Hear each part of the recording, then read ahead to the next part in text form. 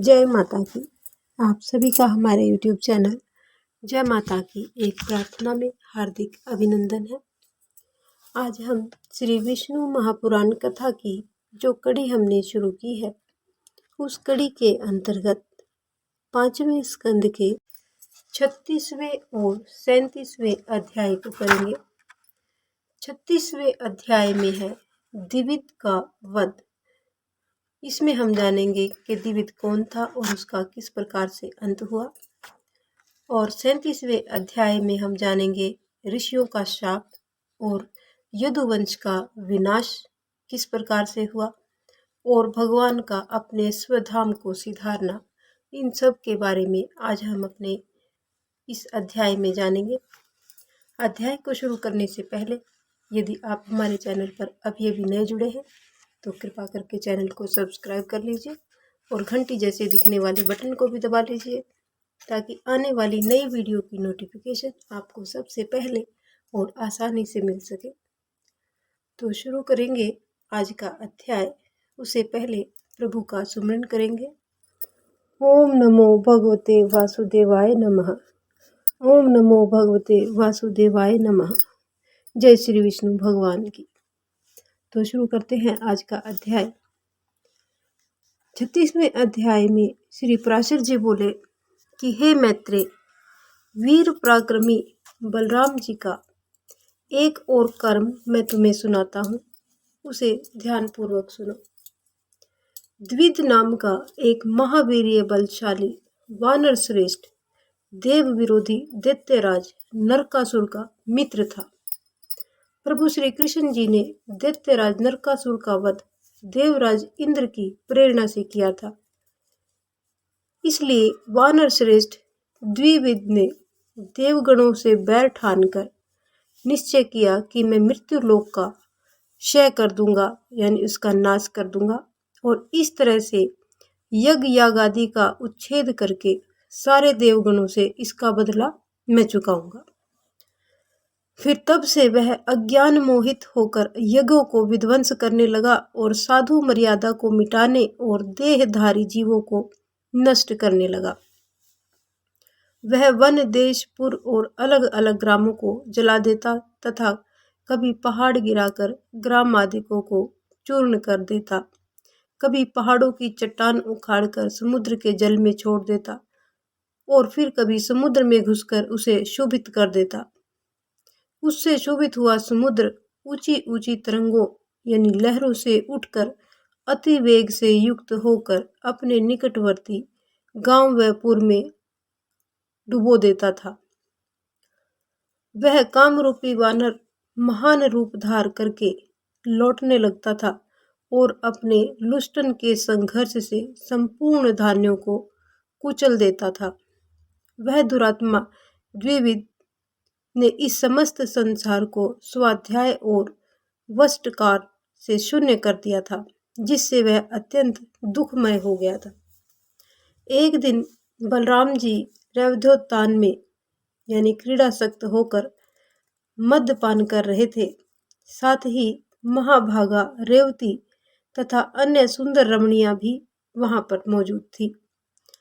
उस समय यदुश्रेष्ठ बलराम जी मंदरांचल पर्वत पर कुबेर के समान रैवतक पर स्वयं रमण कर रहे थे, यानी उस पर्वत पर कुबेर पर्वत पर बलराम जी घूम रहे थे। उसी समय वहां पर द्विविद नाम का जो वानर था वो आया और श्री बलराम जी के हल और मूसल को लेकर उनके सामने ही उनकी नकल करने लगा। वह दुरात्मा उन स्त्रियों की तरफ देखकर जोर जोर से हंसने लगा और मदिरा से भरे हुए घड़े को फोड़ दिया। जितने भी वहां पर घड़े भरे हुए थे सभी को फोड़ दिया। यह सब देखकर बलराम जी को अत्यंत गुस्सा आया। उन्होंने उसे धमकाया, लेकिन वह बंदर उसकी बात को ना सुनकर जोर जोर से किलकारियां मारने लगा। फिर क्रोध में आकर बलराम जी ने अपना मूसल उठा लिया। यह सब देखकर उस वानर ने भी एक विशाल चट्टान को उठाकर बलराम जी के ऊपर फेंक दिया। वानर ने भी एक बड़ी चट्टान को उठाया और बलराम जी के ऊपर फेंक दिया, लेकिन यदुश्रेष्ठ बलराम जी ने मूसल से उसके टुकड़े टुकड़े कर दिए, उस चट्टान के टुकड़े टुकड़े कर दिए। इससे वह पृथ्वी पर जा गिर पड़ी। फिर उस द्विविध वानर ने अत्यंत वेग के साथ बलराम जी की छाती पर घुसा मारा। फिर बलराम जी ने भी गुस्से में आकर उस द्विविध के सिर पर जोर से घुसा मारा, जिससे वह लहूलुहान होकर खून की उल्टियां करता हुआ निर्जीव होकर पृथ्वी पर गिर पड़ा। उस समय देवगण बलराम जी पर फूलों की वर्षा करने लगे और वहां पर आकर आपने यह बहुत अच्छा कार्य किया, यह सब कहकर उनकी प्रशंसा करने लगे। यानी सभी देवी देवता वहां पर आकर बलराम जी की प्रशंसा करने लगे और कहने लगे कि हे वीर, दैत्य पक्ष के उपकारक इस दुष्ट वानर ने संसार को बहुत दुख दे रखा था। यह बहुत ही सौभाग्य का विषय है कि इस दुष्ट का वध आपके हाथों से हुआ है। यह कहकर गुहांकों के सहित देवगण प्रसन्न होकर स्वर्गलोक को वापस चले गए। श्री पराशर जी बोले कि शेषावतार धरणीधर बलराम जी के अनेकों ऐसे ही कर्म है जिनका कोई भी परिमाण नहीं बताया जा सकता। तो ये था हमारा 36वां अध्याय, जो यहीं पर संपन्न होता है। अब हम जानेंगे 37वां अध्याय। 37वें अध्याय को शुरू करने से पहले यदि आप अभी हमारे चैनल पर जुड़े हैं या अभी तक आपने वीडियो को लाइक नहीं किया है तो लाइक कर लीजिए, और चैनल को सब्सक्राइब नहीं किया है तो सब्सक्राइब कर लीजिए। अब जानते हैं 37वां अध्याय। 37वें अध्याय में श्री पराशर जी बोले कि हे मैत्रेय, जगत के कल्याण के लिए इस तरह बलराम व प्रभु श्री कृष्ण जी ने दुष्ट दैत्यों और दुष्ट राजाओं का वध करके अंत में अर्जुन के साथ मिलकर प्रभु श्री कृष्ण जी ने 18 अक्षौहिणी सेना को मारकर पृथ्वी का भार उतारकर पृथ्वी को भार से मुक्त कर दिया।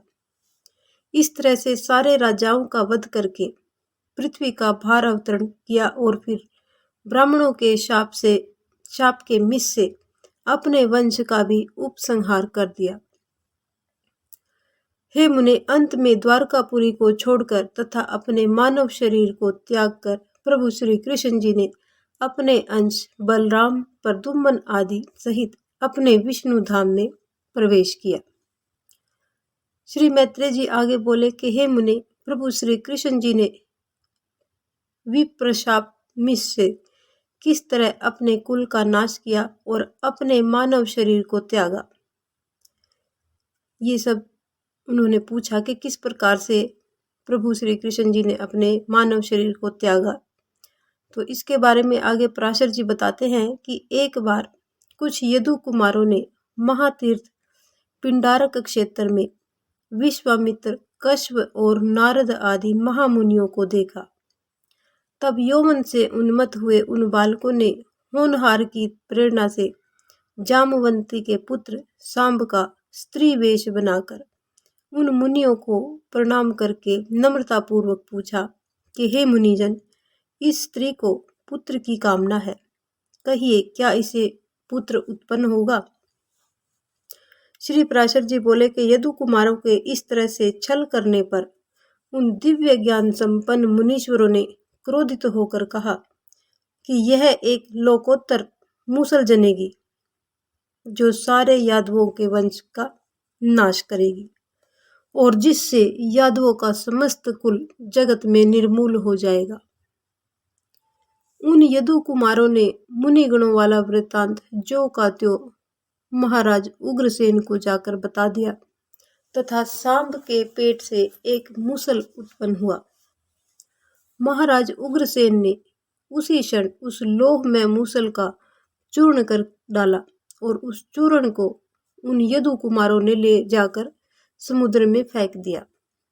यानी जो मूसल सांब के पेट से उत्पन्न हुआ उसको बिल्कुल चूरा करके उन्होंने समुद्र में फेंक दिया। उससे वहां अनेकों सरकंडे उत्पन्न हो गए।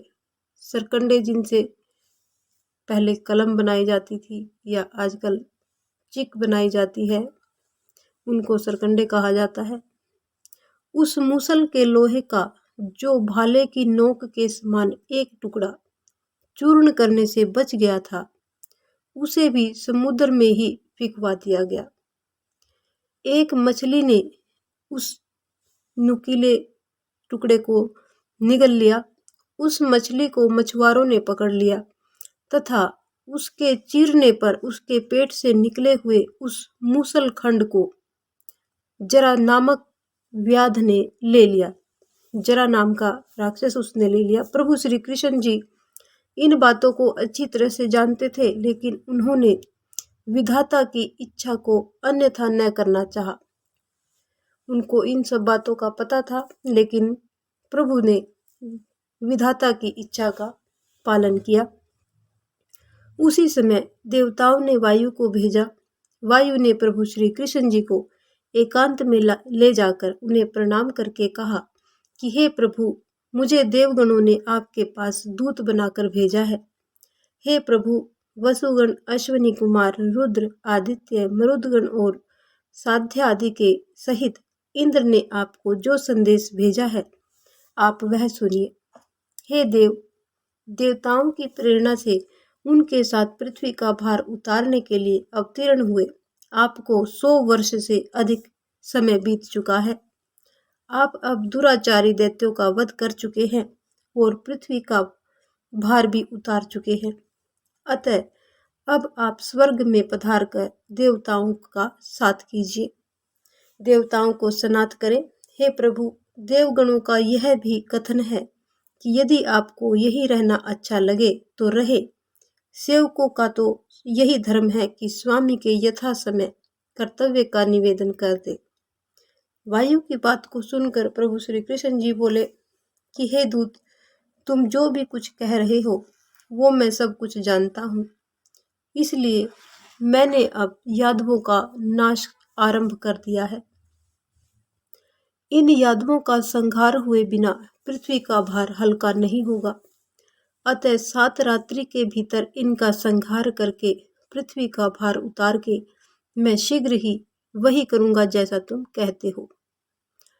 जिस तरह से यह द्वारका की भूमि समुद्र से मांगी थी, उसी तरह समुद्र को वापस लौटाकर तथा यादवों का नाश करके मैं स्वर्गलोक को आ जाऊंगा।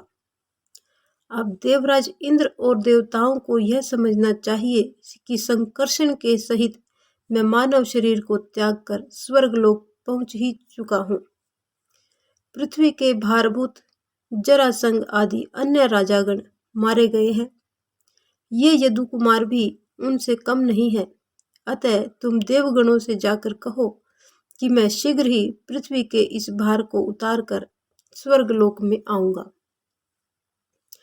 प्रभु श्री कृष्ण जी की बात को सुनकर देवदूत वायु उन्हें हाथ जोड़कर प्रणाम करके दिव्य गति के साथ देवराज इंद्र के पास चले गए। प्रभु श्री कृष्ण जी ने देखा कि द्वारकापुरी में दिन रात नाश के सूचक दिव्य भूम और अंतरिक्ष संबंधी महान उत्पात हो रहे हैं।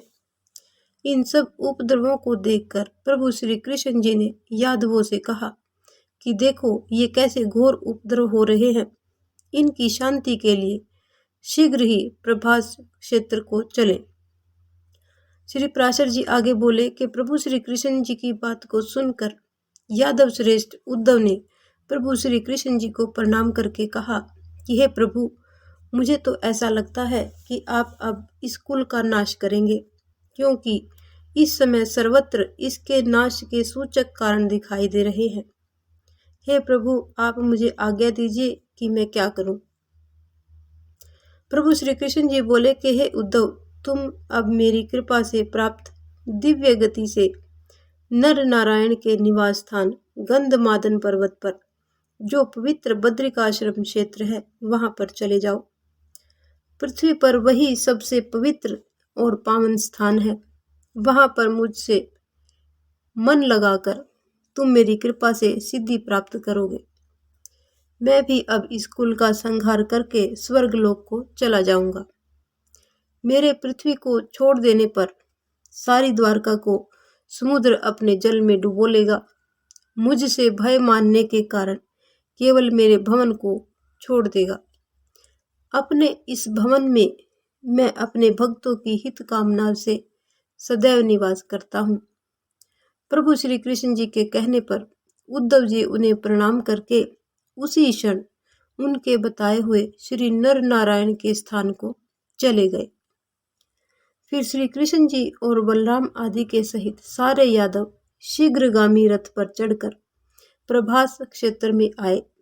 वहां पहुंचकर कुकुर, अंधक और वृषणी आदि वंशों के सारे यादवों ने प्रभु श्री कृष्ण जी की प्रेरणा से महापान और भोजन किया। पान करते समय उनमें आपस में कुछ विवाद हो जाने से वहां कुवाक्य रूप ईंधन से युक्त प्रलयकारिणी कलहाग्नि धधक उठी। यानी वहां पर किसी का बात के ऊपर उनमें विवाद उत्पन्न हो गया और वहां पर गुस्से की ज्वाला वहां पर धधक उठी। तो श्री मैत्रेय जी बोले कि हे भगवान, भोजन करते हुए उन यादवों में किस कारण से विवाद हुआ, आप मुझे यह भी बताइए। श्री पराशर जी आगे बोले कि मेरा भोजन शुद्ध है, तेरा अच्छा नहीं है। इस तरह भोजन को अच्छे बुरे की बातें करते करते उनमें आपस में विवाद और कलह शुरू हो गया।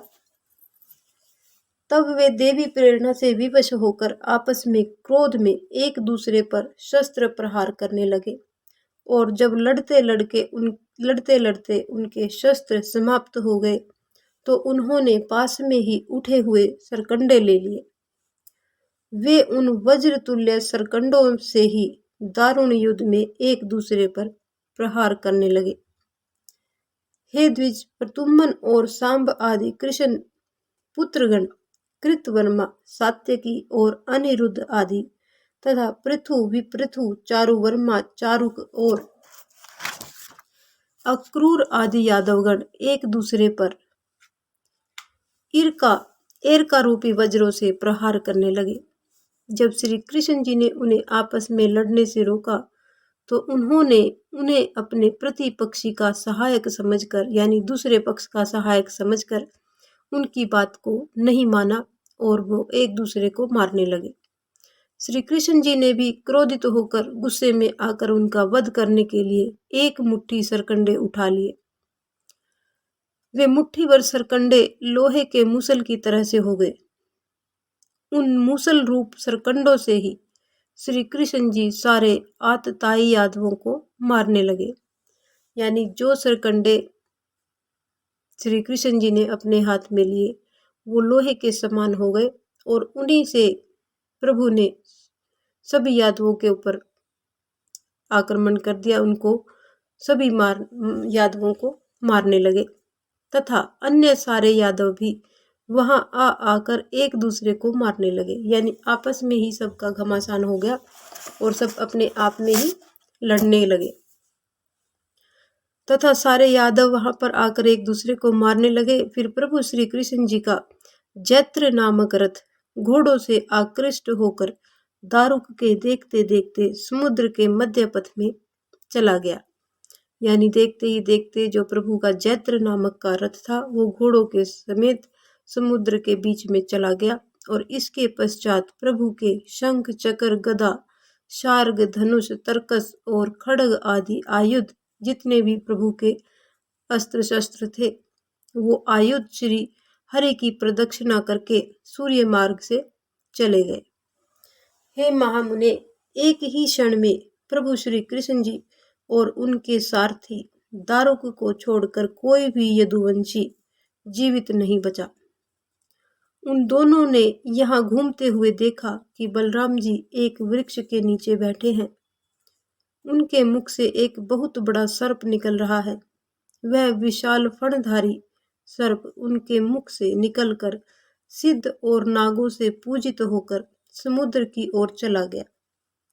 उसी समय समुद्र अर्घ लेकर उस महासर्प के सम्मुख उपस्थित हुआ और वह नाग श्रेष्ठों से पूजित हो समुद्र में चला गया। इस तरह से बलराम जी का प्रयाग देखकर श्री कृष्ण जी ने दारुक से कहा कि तुम यह सब वृतांत महाराज उग्रसेन और वसुदेव जी से जाकर कहो।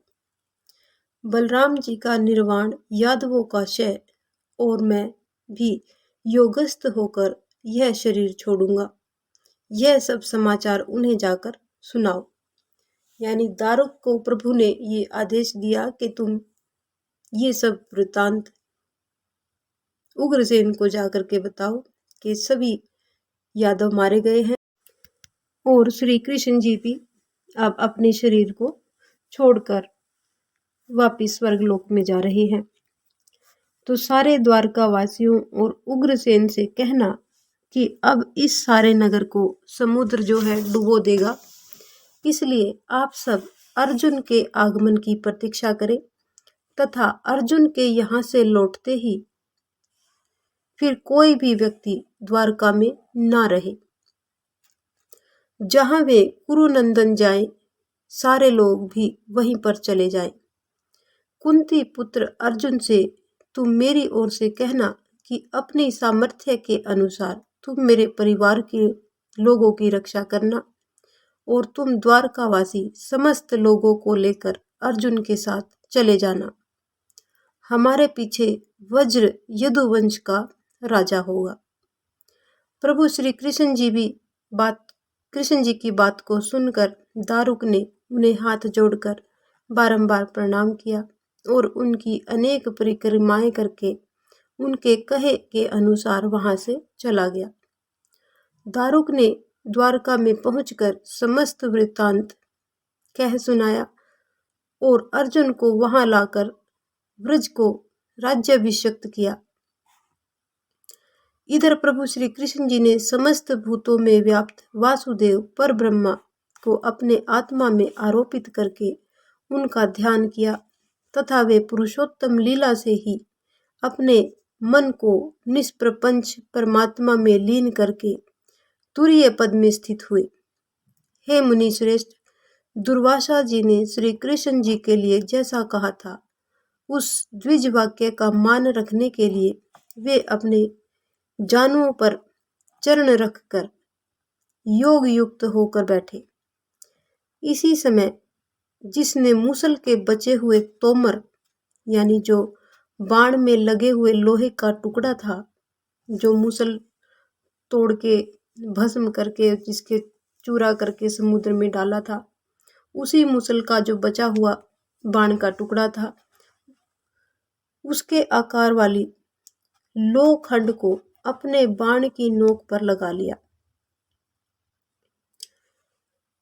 वह जरा व्याध वहां आया। हे द्विजोत्तम, उस चरण को मृग आकार देखकर उस व्याघ्र ने उसे दूर से ही खड़े खड़े तोमर से बींध डाला, किंतु वहां पहुंचने पर उसने एक चतुर्भुजधारी मनुष्य को देखा, यानी जिसके 4 भुजाएं थी, ऐसे मनुष्य को उसने देखा और देखते ही वह उनके चरणों में गिरकर विनती करने लगा कि मैंने बिना जाने अनजाने में मृग की आशंका से यह घोर अपराध किया है। आप मुझे क्षमा कीजिए। मैं अपने पाप की अग्नि से जल रहा हूँ। आप मेरी रक्षा कीजिए। श्री पराशर जी आगे बोले कि प्रभु श्री कृष्ण जी ने उससे कहा कि हे लुब्धक, तू जरा सा भी मत भयभीत हो। मेरी से तू भी देवताओं के स्थान स्वर्गलोक को चला जा। मेरी तरह से तू भी देवताओं के स्थान स्वर्गलोक में चला जा। उन भगवत वाक्यों के संपन्न होते ही वहां पर एक विमान आया और उस विमान पर चढ़कर वह व्याघ्र प्रभु की कृपा से उसी समय स्वर्ग को चला गया। उसके चले जाने के पश्चात प्रभु श्री कृष्ण जी ने अपनी आत्मा को अव्यय अचिंतन्य वासुदेव स्वरूप अमल अजन्मा अमर अप्रमेय अखिलात्मा और ब्रह्म स्वरूप प्रभु श्री हरि विष्णु जी में लीन करके इस मनुष्य के शरीर को त्याग दिया। तो इस प्रकार से प्रभु ने अपने शरीर को त्यागा और स्वर्गलोक को चले गए। तो ये था हमारा आज का 5वें स्कंद का 37वां अध्याय, जो यहीं पर संपन्न होता है। अगले अध्याय 38वें अध्याय में हम जानेंगे कि यादवों का अंत्येष्टि संस्कार किस प्रकार से किया गया और परीक्षित का राज्याभिषेक कैसे किया तथा पांडवों का स्वर्गारोहण किस प्रकार से हुआ। इन सब के बारे में हम अगले अध्याय 38वें और अंतिम अध्याय में जानेंगे। 5वें स्कंद का 38वां अध्याय अंतिम अध्याय है। इसको हम अपनी अगली वीडियो में जानेंगे। आज की हमारी ये कथा यहीं पर संपन्न होती है। यदि आपको हमारी ये कथा पसंद आए तो एक लाइक का बटन अवश्य दबाएं। इस प्रकार की और भी अन्य धार्मिक रोचक कथा कहानियों को जानने सुनने के लिए हमारे चैनल को लाइक करें, सब्सक्राइब करें और अपने मित्रों और प्रियजनों में आगे भी शेयर करते रहें। जय माता।